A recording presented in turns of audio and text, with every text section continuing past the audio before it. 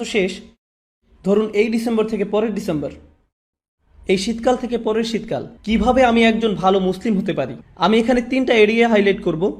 এখানে যারা লিখছেন শুধু 3টা ক্ষেত্র। আপনি নিজেকে একটা বাস্তবসম্মত উপায়ে যেন বলতে পারেন আমি অন্তত এই 3টা জায়গাতে আগের চেয়ে ভালো এবং উন্নতি করেছি। প্রথমটা হলো ইবাদত। আমার প্রথম চিন্তাই হবে ইবাদত নিয়ে। আমার ফজর নামাজ কি আগের চেয়ে ভালো হচ্ছে? আমি কি অন্তত ঈশা আর ফজরটা সময় মতো সঠিকভাবে আদায় করতে পারছি? পুরুষদেরকে বলছি, আমি কি ফজরের জন্য উঠতে পারছি এবং মসজিদে যেতে পারছি? হয়তো এটা প্রতিদিন করতে পারছেন না, কিন্তু এটাকে একটা লক্ষ্য হিসাবে নির্ধারণ করুন। আপনাকে রাতে তাড়াতাড়ি শুয়ে পড়তে হবে। তরুণরা, আমি বলছি আপনি জীবনে কিছুই ঠিকমতো করতে পারবেন না যদি তাড়াতাড়ি না শুয়ে পড়েন। রাতে যে হুক্কা নিয়ে ওইসব উচ্চমার্গীয় কথাবার্তা আপনারা বলেন, সেগুলো এই উম্মাকে কোনো কিছুতে সক্রিয় করবে না। আমি বলছি ওই সমস্ত গম্ভীর আলোচনা, ভালো ভালো কথা, তারপর আপনারা সকাল 10টায় ঘুম থেকে উঠে ফজর পড়ছেন। আপনার গতরাতের শর্মা আর হুক্কা নিয়ে বিশদ আলোচনা, এই উম্মা কি ওগুলোর কারণে জাগবে মনে করেন? ঠিক সময় ঘুমোতে যান, তাড়াতাড়ি উঠুন, ঠিক মতো ফজর পড়ুন, সকালে কোরআন পড়ুন। ইন্না কুরআন আল ফাজরি কানা মাশহুদা।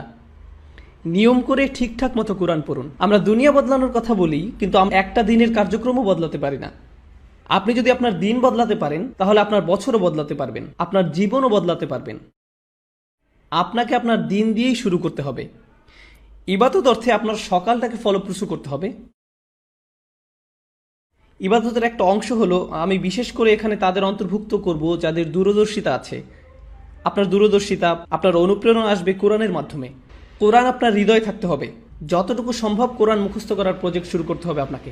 একেবারে যতটুকু পারেন, যত কমই হোক না কেন, আপনি যদি বেশি করে করতে পারেন তাহলে বেশি করেন, কিন্তু প্রতিদিন ফজরের সময় একটু কোরআন তেলাওয়াত, একটু মুখস্থ করা, এটাই আপনার দিনকে ভালোভাবে শুরু করবে। আর আমি আপনাকে গ্যারান্টি দিতে পারি, আপনি যদি এরকম করেন, শুধু সপ্তাহে একবার করে দেখেন, পার্থক্যটা আপনি দিনের বাকি সময় ধরে বুঝতে পারবেন।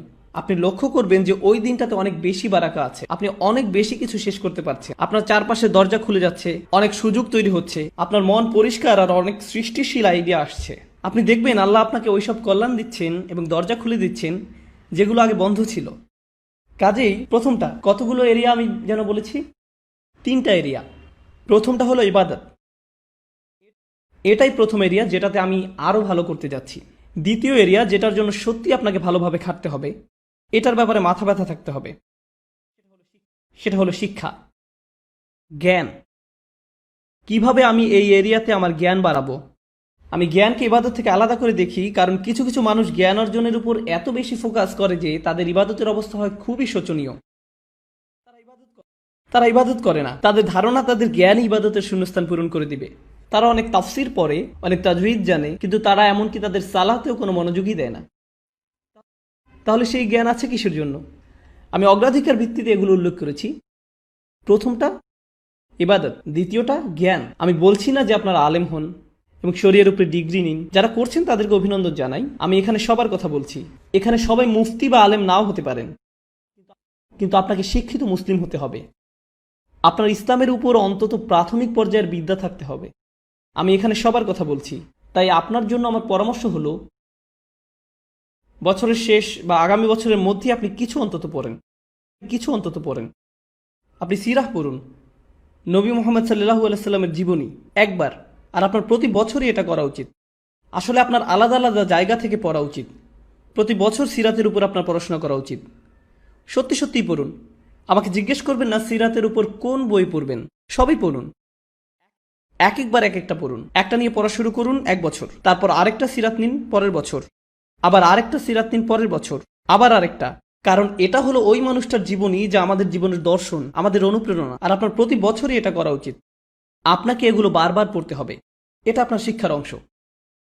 এটা আপনাকে চিন্তা ভাবনা করার এবং সেটা আপনার জীবনে প্রতিফলিত করার সুযোগ করে দিবে, দরজা খুলে দিবে।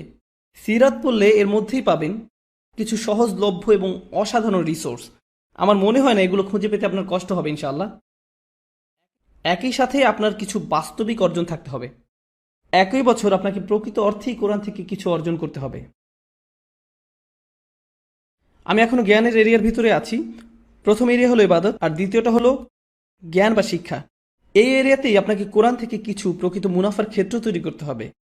ধরুন এই বছর আপনি ঠিক করলেন আপনি সূরা কাহফ মুখস্থ করবেন, কাজে এটা একটা লক্ষ্য স্থির করুন। এই বছর আমি সূরা কাহফ মুখস্থ করব। তার মানে হলো আমি এই সূরা মুখস্থ করব, এর অনুবাদ পড়ব, এর তাফসীর পড়ব, এটা শব্দগুলোর অর্থ বুঝব, সূরা কাহফের উপর লেকচারগুলো, প্রবন্ধ, পেপার যাই পাওয়া যায় তার সবই নিব, সবই শেষ করব। আমার জন্য এটাই সূরা কাহফের বছর। পরের বছর হতে পারে সূরা আর রহমানের বছর, তার পরের বছর সূরা বাকারার বছর, কয়েকটা সূরা হতে পারে একই বছরে, কিন্তু প্রতি বছরই আপনি কোরআনের মধ্যে থেকে কিছু না কিছু লাভ করুন, এটা বাস্তব। এটা বলবেন না আমি কোরআন পড়েছি, এটা করবেন না। যে কোনো একটা প্যাসেজ নিয়ে পড়া শুরু করলেন, একটা সূরা বা কয়েকটা সূরা নিন, সেগুলোতে ফোকাস করুন। মুসলিম যুবকদের জন্য আমার সবচেয়ে বড় সমালোচনা হলো যে তারা ফোকাস করে না, একটা বিষয়ের উপর ফোকাস করেন। এটা ভালোভাবে বুঝেন, পরে যখন আপনি দেখবেন আপনি বলবেন আলহামদুলিল্লাহ এই বছর আমি আরো একটা সূরা মুখস্থ করেছি, আরো 2টা সূরা মুখস্থ করেছি, আরো 3টা সূরা মুখস্থ করেছি। আর যখন আপনি কোনো একটা সূরা পড়েন শুধু এটার অর্থ মুখস্থ করবেন না। কোনো ছাত্র আমাকে এসে জিজ্ঞেস করে আপনার ধারণা কোনটা বেশি গুরুত্বপূর্ণ, কোরআন বোঝা নাকি মুখস্থ করা? আমি বলি কিভাবে আপনি ভাবেন যে এই দুটো আলাদা? কেন এরকম মনে করেন? আপনি জানেন কেন আমরা কোরআন মুখস্থ করি? যেন আমরা বারবার সেটা বলি।